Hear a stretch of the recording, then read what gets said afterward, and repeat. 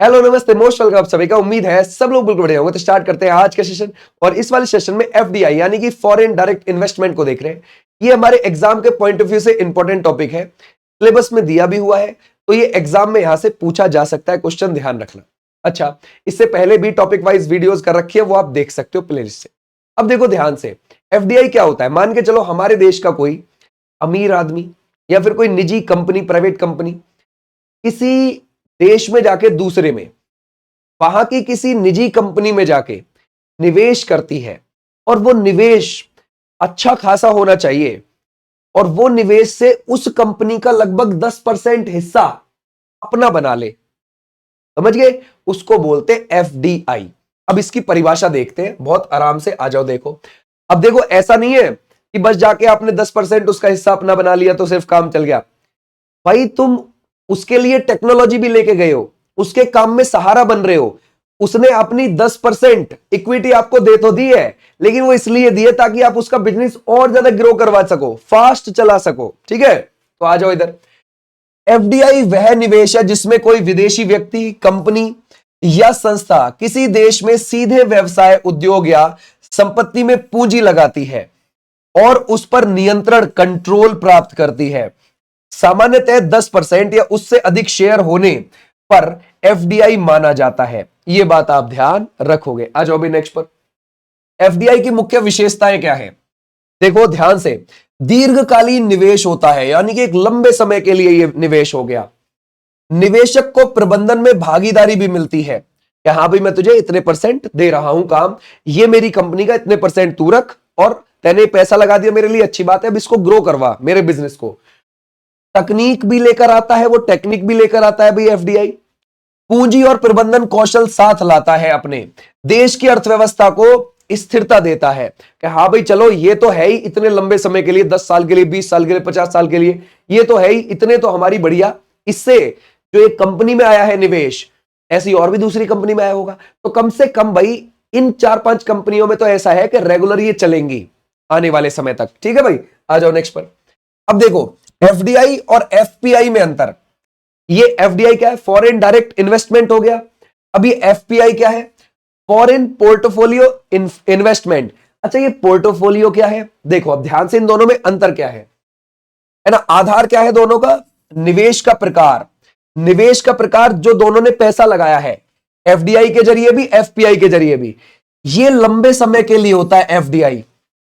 और जो एफपीआई होता है वो अल्पकालीन, यानी कि शॉर्ट टर्म के लिए होता है। वो जो भी एफपीआई के जरिए पैसा लगाने आ रहा है विदेश से हमारे देश की कंपनी में, वो अल्पकालीन आ रहा है एफपीआई के जरिए, ये ध्यान रखना। नियंत्रण, इसमें अगर आप देखोगे एफडीआई में नियंत्रण होता है, यानी कि मान के चलो कोई हमारे देश में आई कंपनी, उसने हमारी किसी कंपनी में पैसा लगाया, तो उसमें नियंत्रण उसका ले लिया अपने हाथ में। इसमें क्या है, नियंत्रण नहीं होता है, यह ध्यान रखना। ठीक है भाई। अच्छा, जोखिम, इसमें कम है जोखिम और इसमें अधिक है। जब नियंत्रण ही नहीं होता तो वो तो भाग जाएगा, समझ गए? जब उसे लगेगा कि भाई मामला खराब है, डामाडोल है, यहां से निकल लो। और यहां पे क्या है, क्योंकि वो दीर्घकालीन, लंबे समय के लिए पैसा लगा के आया है, नियंत्रण करना चाहता है वो तुम्हारी कंपनी में, सारा टेक होल्ड तुम्हारा संभाल रहा है। वो 10% आपकी कंपनी का कम से कम ले भी लिया उसने, और वो पूरी तुम्हारी कंपनी को संभाल रहा है, अपनी टेक्निक भी लेकर आया, पैसा भी लेकर आया है, तो वो अपने आप झेलेगा इस चीज को, है ना। तो इसमें क्या है, जोखिम कम है आपके लिए, उसमें ज्यादा है। ठीक है। उद्देश्य क्या है, व्यवसाय संचालन, बिजनेस को अच्छे से चलाना।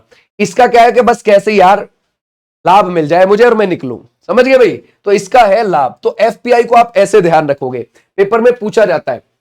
अच्छा, भारत में एफडीआई के मार्ग क्या है, रूट क्या है, अगर भारत में कोई आना चाहता है, ओपन भी है और सरकार से परमिशन भी है। आप डायरेक्ट भी आ सकते हो, कोई दिक्कत नहीं है, लेकिन कुछ क्षेत्र में सरकार की परमिशन भी चाहिए। अब वो कैसे है देखते हैं। बोलता है इसमें से स्वचालित मार्ग, ये जो स्वचालित मार्ग है ना, इसको ध्यान रखना, ऑटोमेटिक रूट, सरकार की पूर्व अनुमति की आवश्यकता नहीं है इसमें। अधिकांश क्षेत्र इसी के अंतर्गत आते हैं, है ना भाई, जैसे IT sector, automobile, e commerce, इसी में आते हैं ज्यादातर चीजें। अच्छा, अब गवर्नमेंट की जो है ठप्पा चाहिए भाई, उसकी अनुमति चाहिए। वो किस में चाहिए? सरकारी मार्ग। ठीक है भाई, ध्यान रखोगे, सरकार से पूर्व अनुमति की आवश्यकता होती है, जो सरकारी मार्ग के जरिए आते हैं। संवेदनशील क्षेत्र इसमें जुड़े हुए होते हैं, जैसे रक्षा। मान के चलो कोई हमारे देश में आके, मान के चलो हमारे देश में कोई हेलीकॉप्टर बनाने वाली कंपनी है और वो हमारी आर्मी को हेलीकॉप्टर देती है।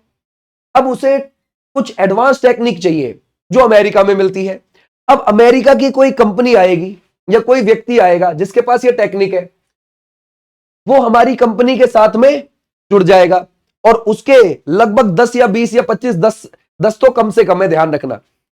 अगर 10% ले लिया उसने उस कंपनी का हिस्सा, तब हम उसको एफडीआई बोलेंगे। अगर 10% ना लिया, 4 लिया, 5 लिया, तो फिर हम उसको एफडीआई नहीं बोलते, ये ध्यान रखना। तो एफडीआई के लिए कम से कम 10% उसने अपने पास रख लिया, 15 ले लिया, 20, 25, 50 ले लिया कि भाई मैं तेरी कंपनी को आगे बढ़वाऊंगा, मैं टेक्निक दूंगा, इसमें पैसा दूंगा, तू मुझे 20% दे दे। समझिए, तो रक्षा के क्षेत्र में हो गया, मीडिया के हो गया, दूरसंचार के क्षेत्र में हो गया, ऐसे होता है।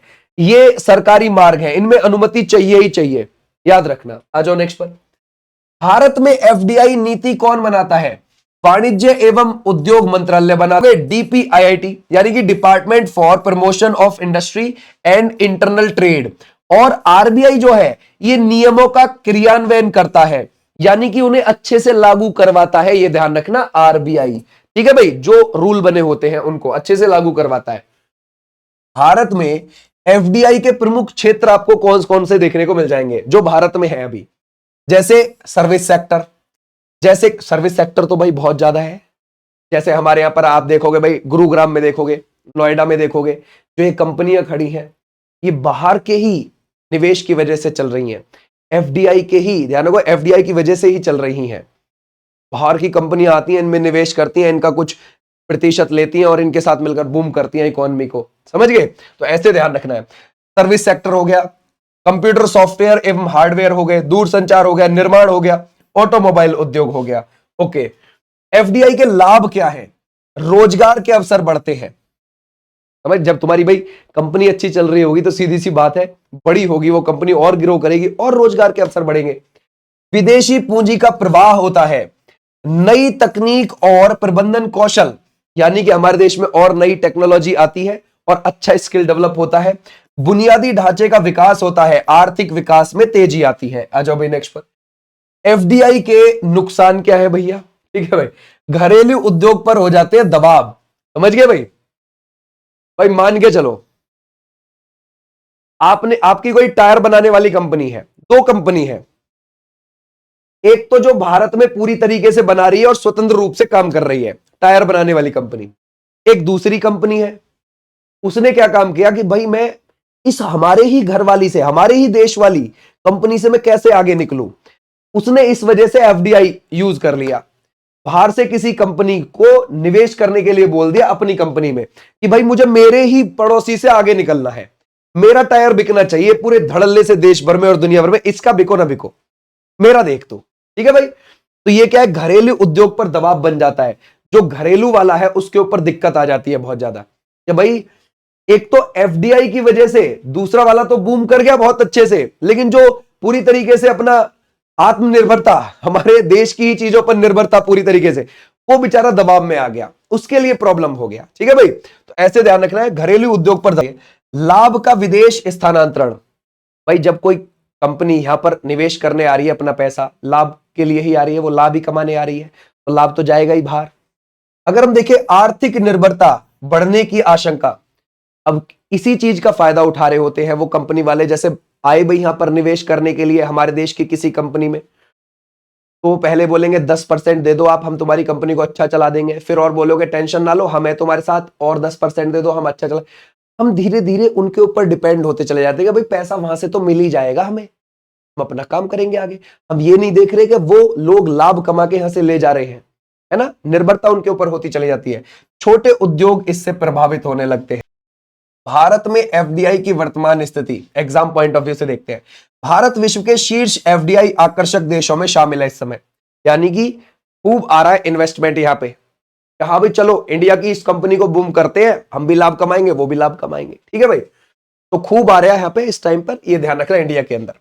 मेक इन इंडिया अभियान से एफडीआई में वृद्धि हुई है और डिजिटल इंडिया और स्टार्टअप सेक्टर में तेज बढ़ोतरी हुई है। परीक्षा के लिए एक लाइन फैक्ट्स देखते हैं। एफडीआई का पूर्ण रूप फॉरेन डायरेक्ट इन्वेस्टमेंट, ये ज्यादा पूछा जाता है। न्यूनतम सीमा 10% या अधिक शेयर तो देखो होना ही चाहिए। अगर हम देखें एफडीआई नीति अपडेट करता है टीपीआईआईटी करता है। अगर हम देखें एफडीआई प्रभाव में भारत का स्थान शीर्ष देशों में है, ये ध्यान रखोगे। ठीक है भाई, ये थी तुम्हारी यहां तक की क्लास और इसकी जो पीडीएफ है वो आपको विनेश चौधरी ऐप पर मिल जाएगी। आप बिंदास उस ऐप को डाउनलोड करो, वहां पर फ्री क्लासेस भी चल रही हैं। ओके भाई, यहां पर डेली बेसिस पे हमारी टॉपिक वाइज क्लास आती है। इससे पहले भी छोटे छोटे टॉपिक आपको करा दिए हैं और इस वाले पेज पे से ही आपको ज्यादातर पेपर में वहां देखने को मिलेगा। ये निचोड़ है इस पूरे एफडीआई का। थैंक यू सो मच, फिर मिलूंगा तुम। Tata bye bye. और कोई बात हो तो आप कमेंट सेक्शन बता सकते हो। Thank you.